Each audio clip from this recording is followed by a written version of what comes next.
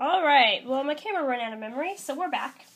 I finished erasing my grid, and the next step is to color the background. And I recommend doing this with a light color, just like a colored pencil or crayons. If you do it with markers, it makes the background really bold, and it makes the overall design kind of complicated. So you're just going to color the background. For now, I'm just going to color it in. I'm not going to make it too neat. Just kind of color it in so I know what the background looks like. Students at this point probably aren't going to be very neat either. I've found, especially a lot of my younger kids have trouble coloring neatly, but as long as they get the color in, then they can straighten it out later. Okay, almost there, guys. Thank you for bearing with me.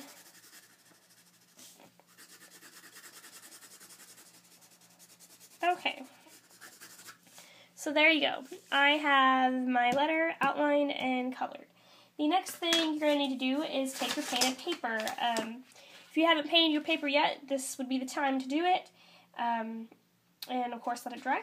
So you're going to need your painted paper, you're going to need a piece of scrap paper. For now, I'm just going to use my scrap paper from making my grid on my Word. And on this paper, you are going to draw the shape that goes with your theme. For me, I think I'm just going to do a rectangle. I'm going to keep it pretty simple. And so you're going to want to draw it on your paper. Again, since I'm doing a rectangle, I'm just going to draw this one line. You can draw your shape kind of in here, if it was a heart, and then kind of cut it out. And then you're going to cut it. Now, the stencil that we are making, hey, that turned out pretty straight. The stencil that we're making is going to be used on the back of our painted paper. We are going to trace it. So, and since mine is a rectangle, very thankfully, I can just line it up in the corner. We're going to trace this as many times as we can. Okay. I recommend doing an odd number. For me, since I'm just doing the corner of my paper, I'm just going to do 3. And so I'm going to go ahead and cut it out. Excuse the off-camera-ness.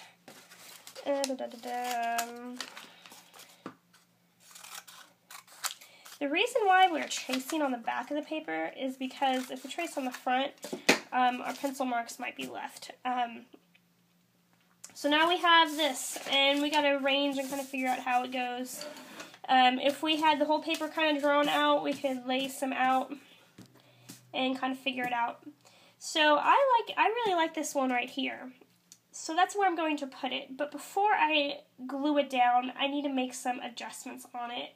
And these adjustments are going to help it look like it is going behind the letters. Like, it helps the letters look like they're overlapping the shape.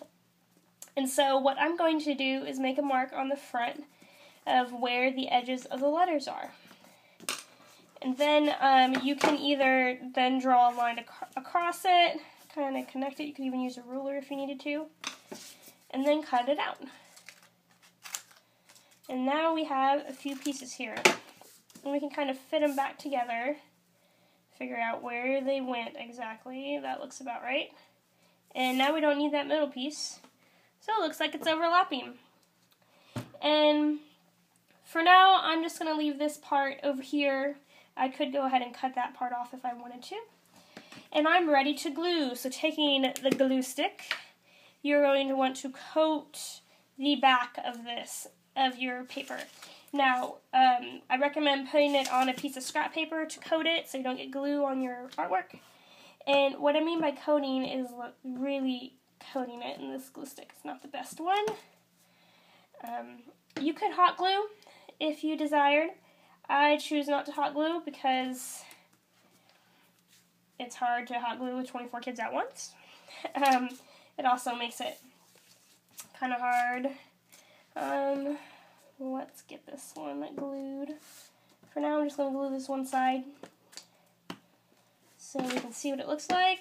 So I'm going to have to go back and fix it later.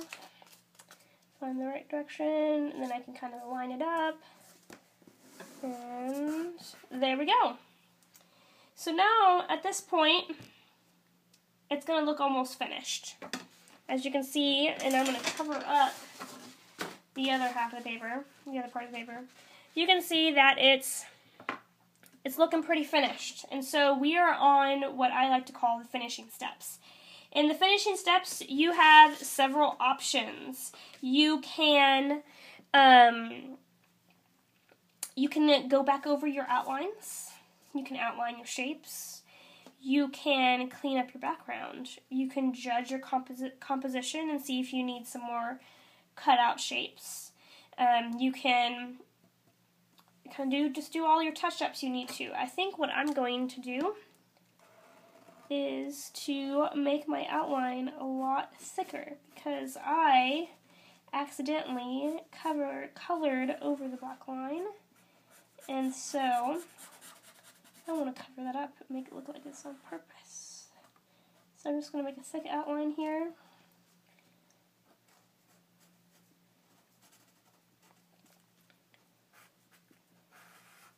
And get in there.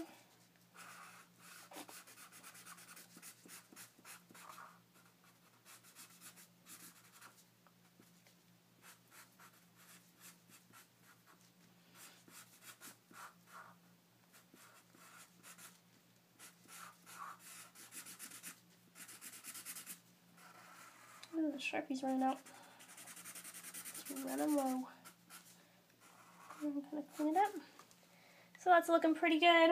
I think the next thing I'm going to do is take my red, and since my background's really light, I'm going to outline kind of around the shapes where they connect with the background, just to add a little bit of interest.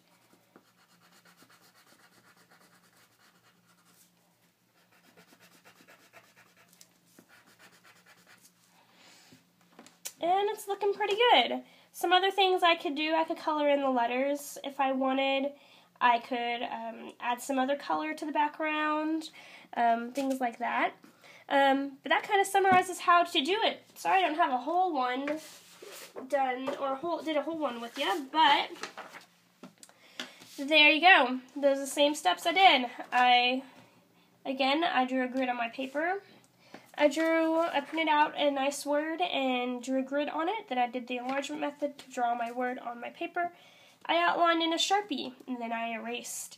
And then I colored the background.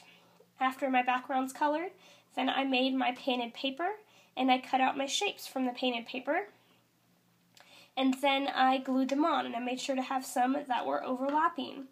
And then I did my finishing, which could have been outlining shapes, re-outlining the letters, filling in the background, anything like that you needed to do. And so there you go. That's the typography collage projects. Please message me if you have any questions. Thank you.